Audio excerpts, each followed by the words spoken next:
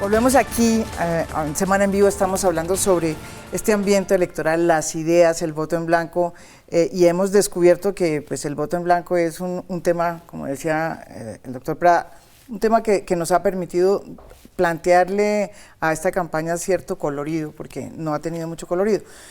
Yo quería que cada uno, o sea, planteara, hay un tema muy complicado que es la división de los partidos y sin partidos pues poco se puede hacer. El Partido Liberal, ¿qué es lo que está pasando en el Partido Liberal? En el fondo, la sucesión o sea, se está definiendo la sucesión entre Simón Gaviria, la sucesión presidencial, estoy hablando. Hay una pelea, no, en serio, y eso ha dividido el partido. Entre Simón Gaviria y Germán Vargas. Y Germán Vargas, sí. Bueno, pues...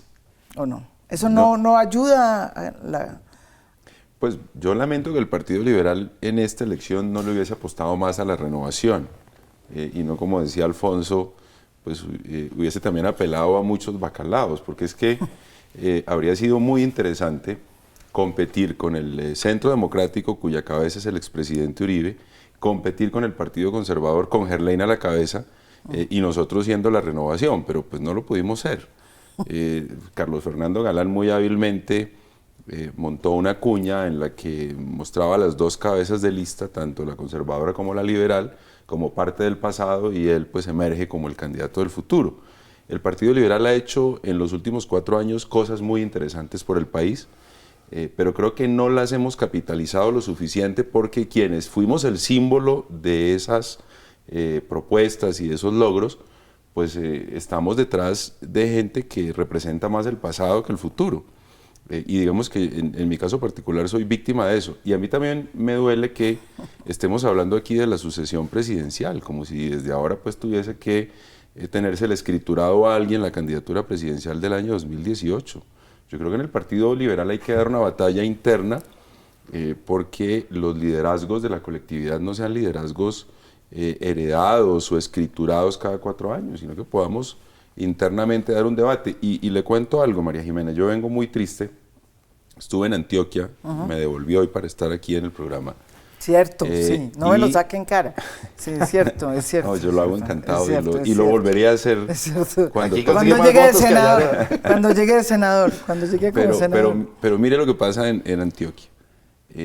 Una persona como Aníbal Gaviria, digamos que debería ser también un emblema de renovación, una figura que ya fue precandidato presidencial, fue la fórmula vicepresidencial de Rafael Pardo, y lo único que uno oye en Medellín es que su alcaldía está entregada a promover la campaña al Senado de su hermana, es decir, como esas familias de la costa que se heredan, y el uno es alcalde, el otro es senador, el otro es representante, que hablan muy mal de nuestra democracia.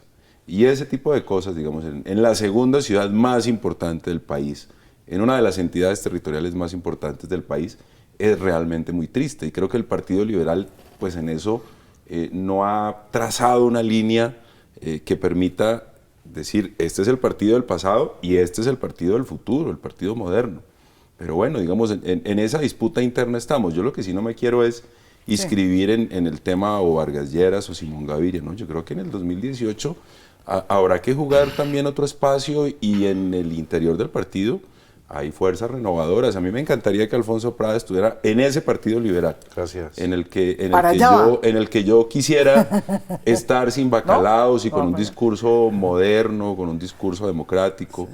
Ojalá, eso suena interesante, pero difícil de alcanzar. Difícil, pero no imposible.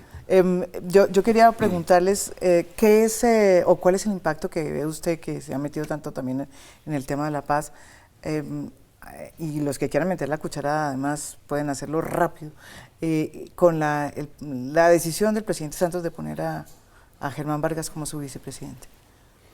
Pues yo creo después de lo que le pasó y todo esto. Yo creo que es un mal mensaje sobre el tema de paz. Por supuesto que el presidente Santos tiene todo el derecho a decidir quién es su candidato o su candidata a la vicepresidencia, en este caso un candidato. Y ese es su derecho, pero si él es coherente con su principal línea, que es la de la paz, y así lo ha colocado en su campaña reeleccionista, pues me parece que no encaja mucho la figura de Germán Vargas Lleras, ¿no? En el acto de aceptación de la candidatura a la vicepresidencia, Vargas Lleras se dedicó más a hablar de sus viviendas y de su obra social, que no sé si será tan importante como la que él dice, pero de todas maneras la obra social es importante, por supuesto, y está bien que la plantee, pero no se refirió a lo sí fundamental, se refirió. pero pasadito así. Y no es al contrario, pasadito, con esta pasadito. decisión del presidente Santos Guillermo, cooptó a Vargas para la paz. Pasadito, yo no creo tanto, no creo que esté cooptado para la paz. Entonces, no es un mensaje claro, pero bueno, ese no es el asunto es que el tema de la paz ya se ha posicionado en la campaña electoral y es el principal factor, el elemento, porque está asociado a la democracia, a la justicia social, a cambios, y ese va a ser la dinámica de la campaña. Bueno, yo creo que el presidente Santos es libre de escoger a quien él quiera para que lo acompañe en el proceso de candidatura, pero sí hay unas señales ahí difíciles, ¿no? No solamente la señal de escoger a Germán Vargas, sino también es la forma como salió el vicepresidente Garzón, que es un vicepresidente que primero les olió a feo desde el primer día, porque él dijeron que iba a ser vicepresidente en las regiones y cuando iba a las regiones lo sacaban de las regiones. Después dijeron que iba a trabajar por la paz, cuando empezó a opinar de la paz lo sacaron de allá. Después lo buscaron puesto en la OIT, no lo alcanzó y lo marginaron. Después tuvo una recaída, una enfermedad difícil, lo intentaron sacar. Entonces uno ve que hoy el presidente anuncia una nueva presidencia y dice que quiere una presidencia más activa, cuando desde el gobierno se quiso una vicepresidencia inactiva. Y por el lado de lo de Germán Vargas, pues tiene señales, tiene una señal también difícil para un país desde las regiones, que quiere ver mucha más participación. Esto es un país cada vez más descentralizado, con más espíritu de participación regional. Entonces se ve Bogotá con Bogotá, dos familias que tienen precedentes presidenciales, y adicionalmente Germán Vargas va a tener que ser víctima de sus contradicciones también, porque quien denunció en su momento en el Congreso todos los atropellos de las FARC en el Caguán fue él. Quien denunció la complicidad del régimen de Venezuela con las FARC en su momento fue él en el Congreso, y ahora tiene que salir a validar esos dos procesos. Eso va a ser difícil. Al vicepresidente no lo pueden echar. Y Germán Vargas quiere tener una presidencia muy activa y por el otro hay una presidencia que no quiere tener un vicepresidente que lo opaque. Entonces creo que eso va a ser un elemento muy complicado. Y sí creo que va a ser una gran oportunidad para las otras fórmulas vicepresidenciales. Creo que hay unos mensajes que van a venir del lado nuestro. Esperamos dar una gran señal de participación regional. No les voy a decir quién, pero sí les voy a decir y les anticipo que va a representar la Colombia de la región, la Colombia que quiere una transformación, que quiere tener una participación más activa y que va a reivindicar temas que este gobierno ha dejado, digamos, lo marginado. Uno de ellos el caso de la educación, que no hizo parte de las 5 locomotoras. Cecilia Vélez. Ahí le dejo la duda a María Jimena. Yo creo que es mucho mejor ser rectora de la universidad que meterse a esta campaña. Vicepresidencial de Oscar Iván Zuluaga, sí. ¿No cree, Alfonso? No. Con todo respeto, además respeto mucho a Oscar Iván. Lo que no le veo es mucho ese potencial de crecimiento optimista que le ve Iván, pero respeto mucho a Oscar Iván. Pero sí, en cambio, me separo enormemente de la visión que han planteado en relación con la selección de Germán Vargas como candidato a la vicepresidencia. Porque yo sí creo, como decía Guillermo ahí en una pequeña interpelación, es un legitimador enorme de la política de paz, porque le da tranquilidad a mucho sector del país que es incrédulo en el proceso. Germán ha sido un hombre prudente, sí podríamos decir incluso distante en el tema de la paz, opina bastante poco, pero se vino con una entrevista ayer mismo, en donde dijo literalmente: soy escéptico de las FARC, me atentaron contra mi vida, intentaron matarme las FARC, y por eso soy bastante escéptico, pero confío en el liderazgo y en la intención del presidente de llevar a que se desmovilicen las FARC y a que hagan dejación de armas. Ese país del posconflicto es un país que seduce también a Germán.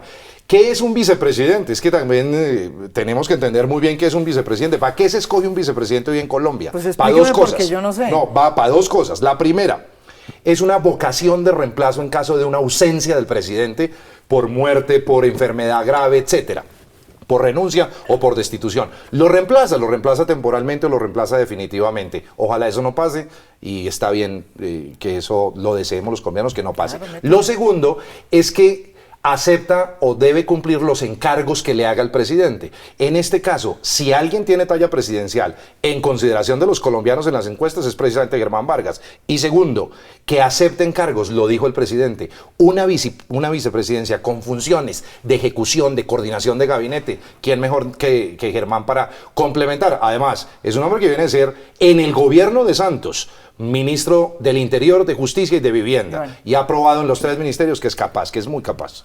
Ahí me llama la atención eso, lo que dice Alfonso, porque están vendiendo una vicepresidencia ejecutiva, ¿no? Entonces eso es casi que una copresidencia, porque además le quieren dar supervisión directa sobre algunos ministerios. Pero yo creo que la parte más difícil es que le va a tocar a él también defender políticas que él promovió a la carrera con fines políticos. Por ejemplo, el tema de las viviendas. ¿Qué está pasando con las viviendas? Mucho acelere por entregar casas, y las casas, y ya lo ha mostrado el ministro, están viniendo sin una solución integral. Lo mismo que pasó en Brasil con el programa Mía Casa de Lula, que empezó a moverlo con mucha velocidad, y esos barrios terminaron creando viviendas de interés social, pero no les dan solución de educación, solución de salud, acceso a movilidad y vías, digámoslo, de ubicarse en un ambiente de comunidad. Eso va a terminar creando guetos, y esos guetos van a terminar generando mucha más inequidad si no tiene una solución integral. Y el otro tema es que la reforma a la justicia también fracasó. O sea, él fue el arquitecto de la reforma a la justicia que él fracasó, que él se presentó en el Congreso y se cayó, y él fue quien la lideró. Entonces creo que esas son 2 cosas que él tendrá que responder como candidato a la vicepresidencia. No, lo de la reforma a la justicia no es cierto, y aquí está Alfonso, los dos fuimos testigos de excepción de lo que ocurrió ahí. Germán Vargas, como ministro del Interior, presentó un primer texto que no tenía nada que ver con el último texto, que fue el de los escándalos. Y cuando el proceso se discutió en el Congreso, él ya no era ministro de Justicia, era Juan Carlos Esguerra, que hay que recordar que a Juan Carlos Esguerra no lo dejaron ni siquiera ingresar al salón donde estaban reunidos los ¿Cuánto tiempo llevaba el ministro Rengifo de ministro del Interior cuando se cayó la reforma? Bueno, yo lo que veo es que 3 meses. No, pero es que había ministro de Justicia. Es que las leyes, las leyes se terminan haciendo en una semana, no en los 3 meses de debate. Pero me da mucha pena. El texto que presentó Vargas era muy distinto al texto que se votó en la conciliación. Absolutamente distinto. Hablemos una cosa con franqueza. El ministro del Interior y Justicia que presentó el proyecto, que lideró el proyecto, fue Germán Vargas. No lo excusen de responsabilidad. No, pero es que nadie lo está excusando. Claro, lo presentó y lo negoció en varios. Germán Vargas presentó el primer texto. Eso no tiene discusión. En esto hay que hacer precisión. Aquí hay varias cosas. Yo quisiera como aclarar lo que ocurrió. Pero se presentaron Pero espérese, problema. volvemos después de esta pausa y aclaramos el tema de la reforma a la justicia. No se vayan, estamos en Semana en Vivo.